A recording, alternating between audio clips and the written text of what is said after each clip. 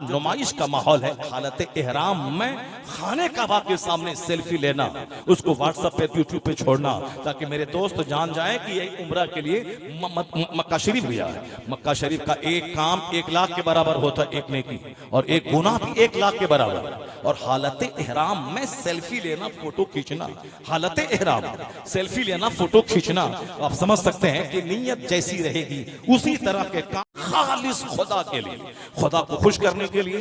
दुनिया वाला कुछ भी बोले हमको उससे बहस नहीं। माले हलाल से और नेक इरादे से जो जाता है, अगर वो लब्बैक कहता है तो फरिश्ता कहता है जाओ जाओ, तेरा लब्बैक कबूल है, तेरी हाजिरी कबूल है, तेरा हज और उम्रा कबूल है, तेरा कबूल है, और यही तेरी बख्शिश का जरिया है। और अगर हराम माल से और नापाक इरादे से गया कि जन्नत मिले ना मिले, दुनिया में तो कम से कम 1 लाख खर्च हुए हैं, कम से कम गांव के सारे बच्चे तो जान जाए कि फला आदमी मदीना का सफर कर रहा है, यानी शोहरत के लिए, मकबूलियत के लिए, दूसरों की जबानी सुनने के लिए। अब फरिश्ता कहता है फयुनादी मुनादी मिना समा, फरिश्ता कहता है ला लब्बैक वला सादैक, यानी नहीं तेरी हाजिरी कबूल है, तेरा सफर कबूल, तेरे हज को तेरे चेहरे पे मार दिया जा रहा है, तेरे सफर उम्रा को तेरे चेहरे पे मार दिया जाता है। पता चला कि 5 हज किया और क़यामत के दिन कौड़ी के तीर एक जर्रा बराबर भी उस नेकी का महत्व नहीं है, क्योंकि क़यामत के दिन वही नेकी कबूल होगी जो नेकी सिर्फ अल्लाह के लिए किया गया हो, जिस नेकी में हलाल माल शामिल हो और जिस नेकी में पाकीज़ा इरादा शामिल हो। वरना आपने सुनी होगी वो हदीस पाक मुस्लिम शरीफ में आया है कि क़यामत के दिन सबसे पहले 3 आदमी का केस अल्लाह की बारगाह में आएगा। उसमें से पहला वो शख्स होगा जिसको अल्लाह ने जवानी दी होगी, जिसको अल्लाह ने ताकत दी होगी। अल्लाह ताला क़यामत के दिन उसको नेमतें याद दिलाएगा कि हमने तुझको जवान बनाया, बहुत सारे बच्चे बचपन में मर गए, हमने तुझको जवानी के दिन देखने का तुमको मौका हमने दिया, ये बता दे कि तूने इस नेमत के बदले में क्या शुक्र अदा किया, तुमने इस जवानी के बदले में क्या काम किया।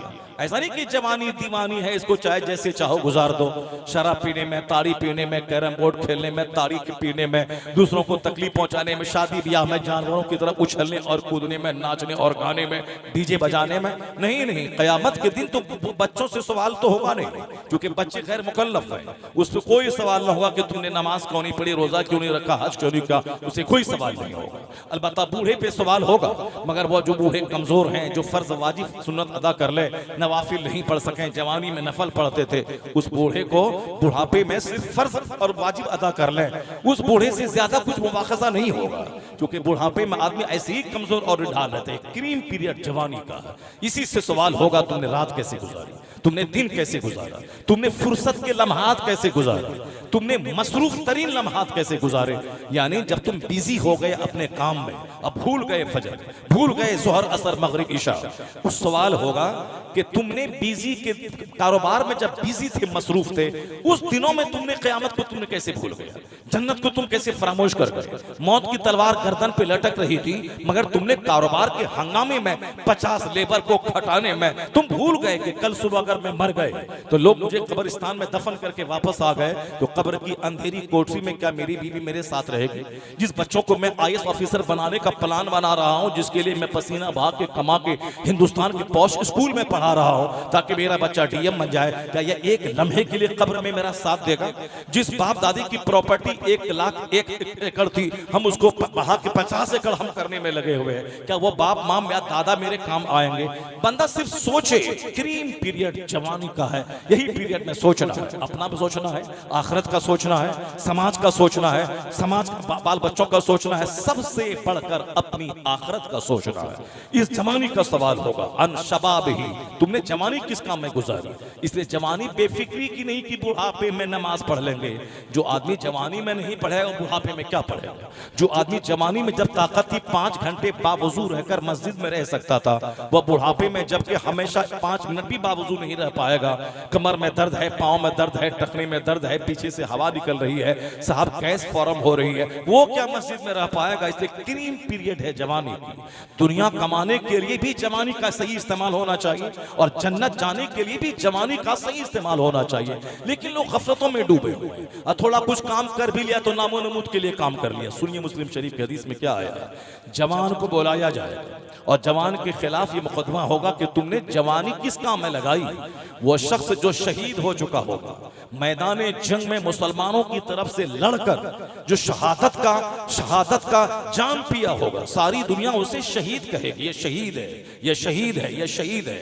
मगर अल्लाह तबारक व तआला कहेगा, ये बता दे जवान, तुमने शहादत जो हासिल की, तो शहादत के हासिल करने में तेरी तमन्ना क्या थी?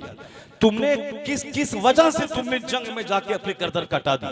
वो कहेगा, कातल तो फी का हद तस तो शहीद, तो मैंने तेरी राह में जंग की यहां तक कि मैं शहीद हो गया।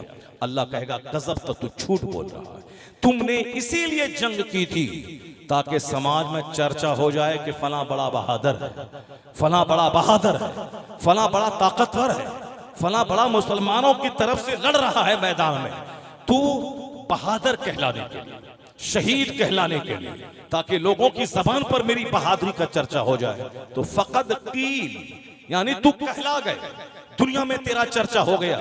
तुमने मेरी मोहब्बत में, मेरे लिए, मेरे दीन की हिफाजत के लिए तुमने गर्दन नहीं कटाई थी, इसलिए मेरे यहां आज कयामत के दिन कोई बदला तेरे लिए नहीं। फरिश्ते को हुक्म होगा कि इसके मुंह के बल घसीट कर इसे जहन्नम की आग में डाल दो। ये बताएं कि वो शख्स जुआ नहीं खेला था, वो शख्स लाठी का टिकट नहीं बेचा था, वो शराब नहीं बेचा था, वो शख्स ज़िना नहीं किया था, बल्कि क्या किया था? सिर्फ नीयत बुरी थी कि उन्होंने मुसलमानों की तरफ से जंग में कूदा ताकि सारे लोग जाने कि हमसे बड़ा बहादुर कोई नहीं है। तो मुसलमान ने कहा, अरे ये तो शहीद हो गया, ये हमारे लिए शहीद हो गया, हमारे बाल बच्चों, हमारी बहू बेटी, औरतों की इज्जत के लिए शहीद हो गया।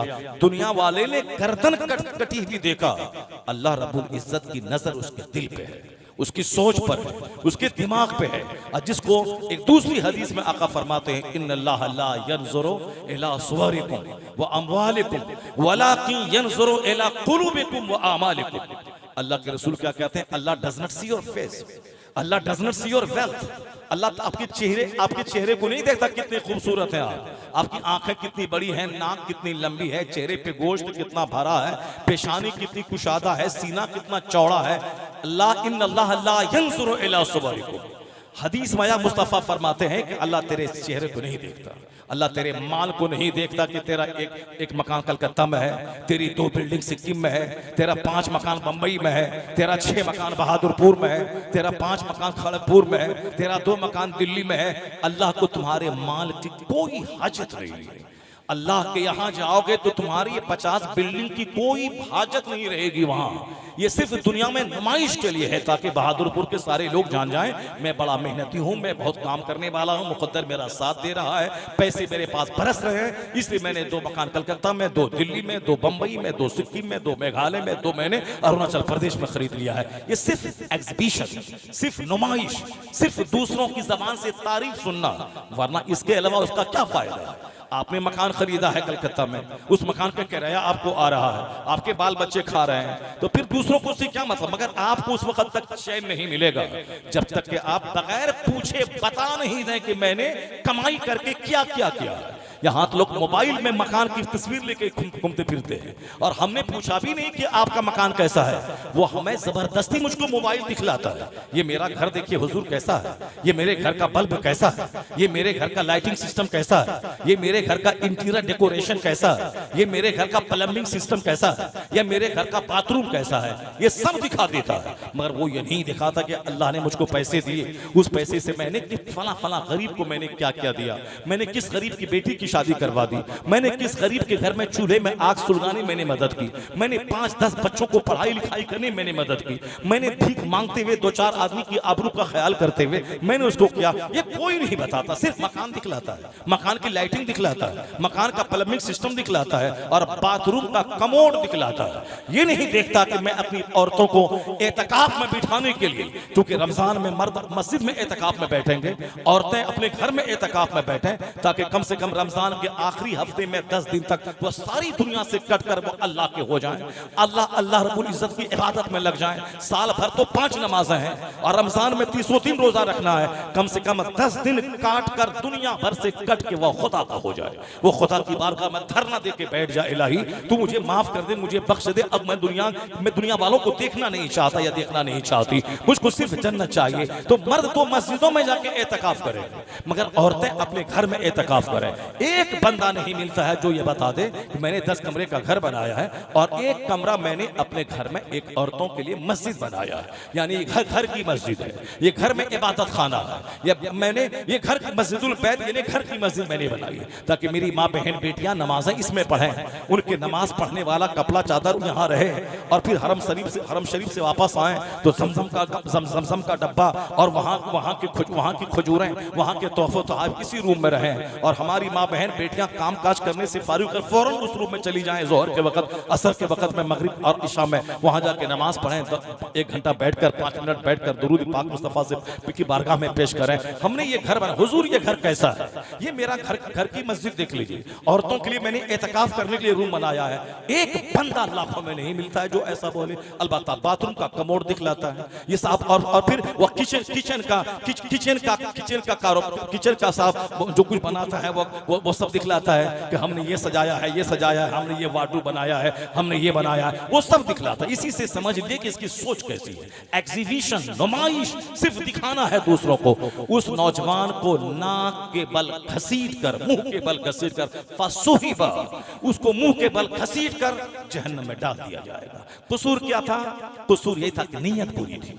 कसूर ये था कि दुनिया वाला जाने के बहादुर है, दुनिया वाला जान ले कि इन्होंने बहुत बड़ा काम किया है।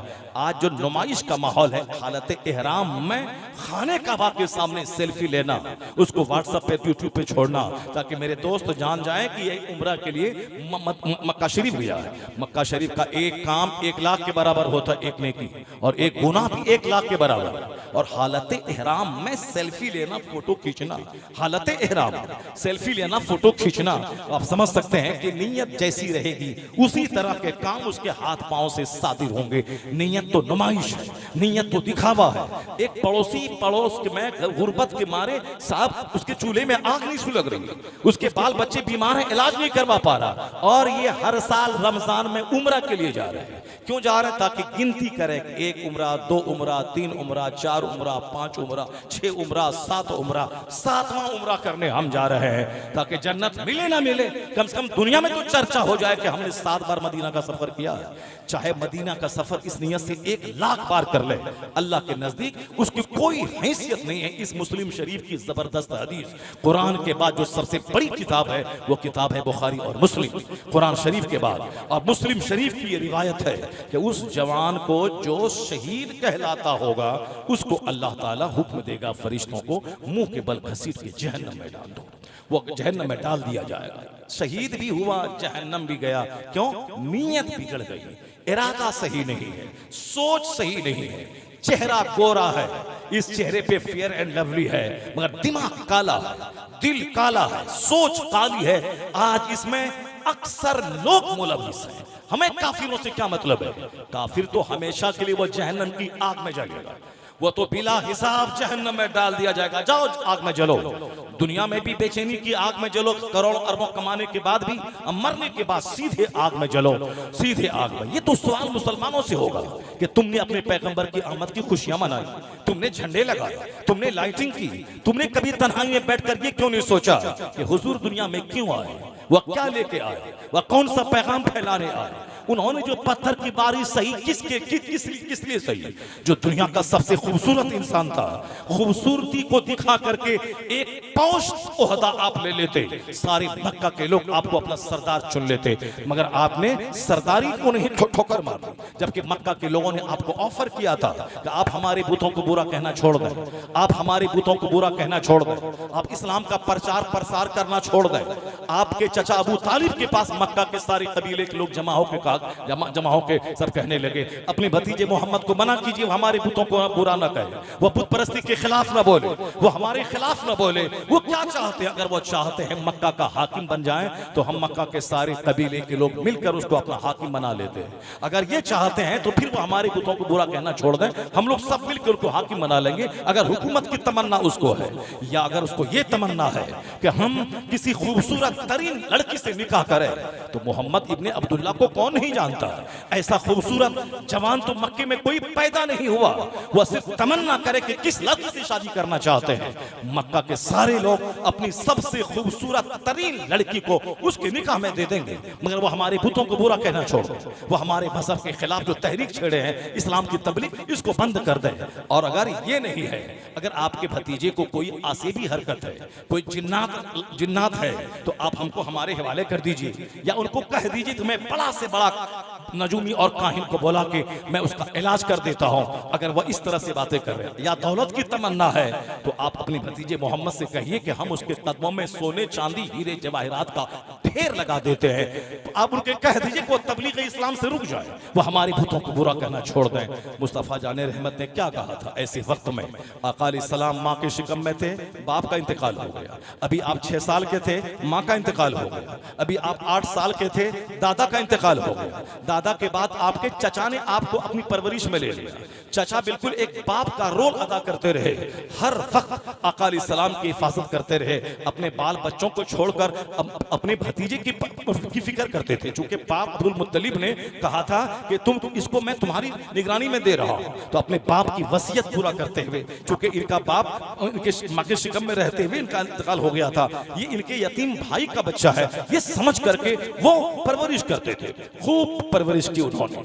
और फिर नबूवत के ऐलान के बाद जब मक्का के लोग दुश्मन हो गए, अपने लोग बेगाने दुश्मन हो गए, उस दुश्मनी के अयाम में भी आपके चचा ने बहुत साथ दिया आपका। उसी वक्त में जबकि वह सरदार कुरैश थे, तब लोगों ने आके कहा था भतीजे मोहम्मद को समझाइए, ये क्यों हमारे पुतों के खिलाफ बोल रहे हैं, मजहब इस्लाम की तबलीग कर रहे हैं। अगर दौलत चाहिए तो मैं कदमों में दौलतों का ढेर लगा देता हूँ, अगर शादी चाहिए मैं खूबसूरत खवातीन से इसका निकाह कर देता हूँ, अगर हुकूमत चाहिए तो सारे लोग मिलकर मक्के के उसको हाकिम बना देते हैं। पैगंबर आज़म अलैहिस्सलाम आए, आपके चचा ने कहा कि भतीजे मोहम्मद मैं अब तक तेरा बहुत साथ देता रहा, मैं तेरे पीछे हूँ, लेकिन इस सफेद तारीख का ख्याल रख। आज ये लोग आए थे और ऐसी ऐसी बातें कह के गए थे और कहा था अगर ऐसा नहीं तो आप बीच से हट जाइए, फिर हम आपके भतीजे को देख लेते हैं। यानी क्या मतलब? उन लोगों ने आका अलैहिस्सलाम के कत्ल का प्लान बनाना शुरू किया था। आका अलैहिस्सलाम ने क्या कहा? ए चचा, एक तो दुनिया में ज़ाहिरी सहारा आपका था और ऐसा लग रहा है कि आप भी डगमगा रहे हैं, तो सुन लीजिए और इन लोगों से कह दीजिए, ऐसे ही इस्लाम आज 200 करोड़ तक नहीं पहुंचा, ऐसे ही 1500 साल जश्न मुसलमान नहीं मना रहा, ऐसे ही नहीं हुआ है। मुस्तफ़ा जाने रहमत का जोश, उनका जज्बा, आखिरी हद तक इस्लाम के लिए अपने आप को फना कर देने का जज्बा, अल्लाह ने आप पर नबूवत की भारी जिम्मेदारी डाली। मुस्तफ़ा ने उसका हक अदा करते हुए उन्होंने रात की नींद कुर्बान कर दी, दिन का चैन कुर्बान कर दिया। महीने महीने तक चूल्हे में आग नहीं सुलगती थी, मोटा खुरदरी सी चादर आप ओढ़ते थे, एक छोटा सा एक खलीस कंबल आपके जिस्म पे, एक मोटा कंबल आपके जिस्म पे रहता था, और एक लुंगी रहती थी। कभी कभी बिस्तर पे बिछावन नहीं होता था, आप बगैर बिछावन के चटाई पे सोते, चटाई के निशानात आपके जिस्म अक़दस पर उभर आते थे। आका अलैहिस्सलाम ने सादगी की इंतहा कर दी। हजरत खदीजा से जो आपका निकाह हुआ था 25 साल की उम्र में, जो मक्का की सबसे मालदार तरीन खातून थी, उनकी तमाम दौलतें एक वफादार बीवी ने अपने शौहर की खिदमत में दे दिया। मक्का की सबसे मालदार तरीन खातून, मक्का की सबसे मालदार तरीन खातून, उन्होंने अपनी सारी दौलतें पैगंबर आज़म अलैहिस्सलाम की बारगाह में पेश कर दी। और सारी दौलतों का इस्तेमाल हुजूर ने कैसे किया, वो सीरत का सारा चैप्टर भरा हुआ है। आका अलैहिस्सलाम ने क्या कहा? ए मेरे चचा, इन लोगों से कह दीजिए, ये क्या बातें कर रहे हैं कि सोने चांदी का ढेर लगा दूं, या मक्के का हाकिम बना दूं, या इनको मक्के की खूबसूरत खवातीन से निकाह कर दूं। आप इनसे कह दीजिए, ये दाहिने हाथ में सूरज और बाएं हाथ में चांद लाके दे दे, जबकि इट इज इम्पॉसिबल, ये नामुमकिन है। लेकिन हुजूर ने नामुमकिन कहा कि अगर यह लोग दाहिने हाथ में सूरज लाके दे दे और बाएं हाथ में चांद लाके दे दे और कहें कि तबलीग इस्लाम से रुक जाओ, चचाजान ऐसा कभी नहीं होगा। या तो इस्लाम मुकम्मल होके रहेगा, या इस्लाम की तबलीग भी राह में मोहम्मद की जान चली जाएगी। यही इस जुमले को 50 बार आप पढ़ें, इस जुमले को 1000 बार आप पढ़ें कि